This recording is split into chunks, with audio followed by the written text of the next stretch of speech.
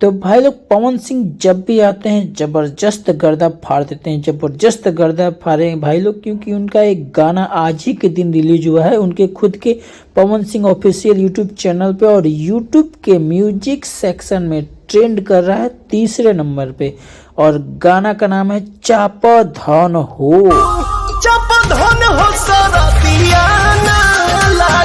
और सिंगर के तौर पे भाई लोग पावर स्टार पवन सिंह और शिवानी सिंह है, और गाना भाई मजेदार है, जबरदस्त है। ज्यादा डांस वांस तो नहीं है, लेकिन गाना का म्यूजिक जबरदस्त है, म्यूजिक है, और खास करके म्यूजिक गजब लग रहा है यहाँ।